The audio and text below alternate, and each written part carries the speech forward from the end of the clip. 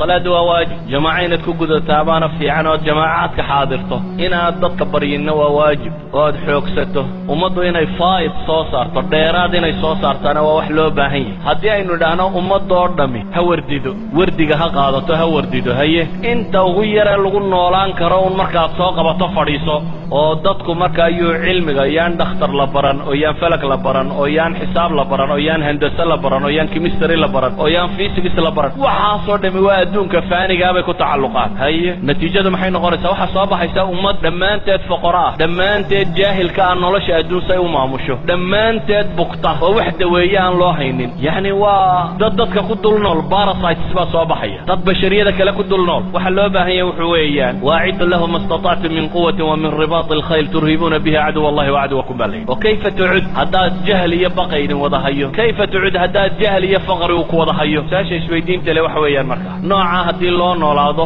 xanuunkaa faafayo cidda wayse loo heli maayo jahligaa faafayo cid nolosha horu maraysa la heli maayo noloshoo dhan baa aasmaysa muslimiintii hore waxay caanka ku ahaayeen ee dadkani sida qaldan u fahmay waa hal mas'ale bal mas'aladaa u dhegtaaga waxay ahaayeen wax soo saar dadka ugu badan waxay kaloo ahaayeen istihlaak dadka ugu yar labada mas'ale ma isla fahmi karaysa shaqo la qabto dad shaqeeyo aan aqoonin caajiska ee wax soo saara laakiin marka ay noqoto ku raaxaysigeeda waxay ahaayeen dadka ugu yar isagoo milyaneera ayuu hadduu hilib yaroo shiilan cunayso odhan jiray armaa kani kii aakhiro ku weydaari idan may ahayn wax la'aan ee waxay iyadoo gacantooda ku jirtaanay qiimo badan u samaynaynin innaga laba mashkila meesha taalla dad badh yidhi aakhiraan ku soconnaa adduunkaba uma baahnin dabeetana un gaal ku hoos noolaaday iyo in aakhiraba ilowday oo tidhi adduunyaan raadacaynaynaa dabeetana adduunkaanu iska bidhbidhsanaynaa meelaha duulduul oo kolba siyaaxad tag iyo daar yaroo cagaaran iyo intaa noloshaba intaa moodo aakhira ilowday laakiin labadaba cagsigooda ay ahaayeen saxaabadii nebigu calayhi salaatu wasalaam waxay ahaayeen wax soo saar marka la tago dadka ugu juhdiga badan lee muntajiin ah markay noqoto conceptionna waxay ahaayeen dadka ugu yar zuhdiga xaqiiqigiina waa kaa culamaa ilxadiid rag ka mid ah oo waaweyn oo salafkiyaba waxay odhan jireen nin ka midaba wuxuu yidhi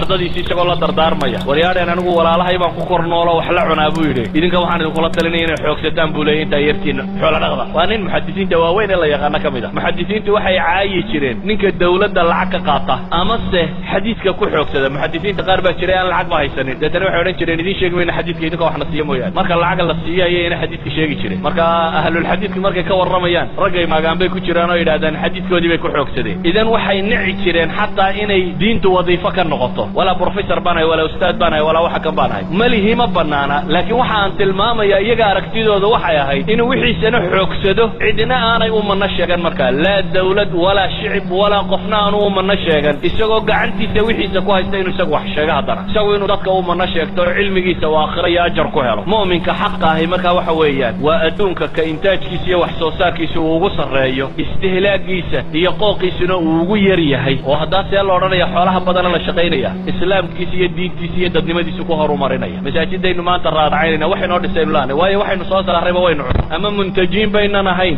ama mustahlikiin baynu nahay labadubana waa waxaan fiicnayn muntij noqo mustahlikna ha noqonin wax soo saar waxna hay si aad nolosha u barbaariso u horumariso westerankaynu maanta joogna carruurteenna islamic school baynu u lahanay maxaynu ugu weynay ama waxbayna soo saarin oo caydha aynugu fillaatay ama wixii aynu soo saarraynu liqnayo waa la boobna labada goorba waa khasaaraynu taaganay marka waxaynu u baahanay marka noloshu say u horumarto faa'idkan baa loo baahanyay waxaan leenahay nebigu calayhi salaatu wasalaam markuu madiine yimi ee masaajidka dhisay saxaabadiisii wuxuu tusay inay suuqa galaan oo meelaha xoogsadaan suuqu nebigu u dirayay yaa lahaa yuhuud baa lahay yuhuuddaa la booba nolosha la xoogsada lalaha meeshuu lahaa cabdiraxmaan ibnu cawf dulluuna cala suuq waa suuq lyahuud suuqi banu qaynuqaac baa la geeyey meel kale lama geynin waxaan rabaa marka dariska macnihiisu wuxuu ku kooban yahay cinwaankii la ii dhiibay wuxuu ahaa calaaqati dunya bilaakhira adduunku aakhira xidhiidhku la leeya waa maxay xidhiidhku la leeya waxa weeyaan xiska qofka muslimka ee dhabta ah adduunku waa ariiqii aakhira loo marayey hadday cibaado tahay noloshoo dhan buu cibaado u arkaa xoogsiga xalaasha ahi cibaadadu ka mid yihi marka dambe ilaahay dartii loo bixiyana cibaadadu ka mid yihi kafaafka aad noloshaada adigu daberi kartaa cibaadaday ka mid tahay baryadoo aad iska dayso aan sooshiyaal wax weydiisanay cibaadaday ka mid tahay inaad isku fillataa cibaadaday ka mid tahay qofka muslimkii inuu noqdo moodhal lagu daydo cibaadaday ka mid tahay qudwa xasana inaad noqotaa cibaadaday ka mid tahay in marka tusaale lasoo qaadanayo aad adigu noqoto qofka moodhalka xumaha loo qaatee caydha ku nooli diinyariday ka mid tahay bal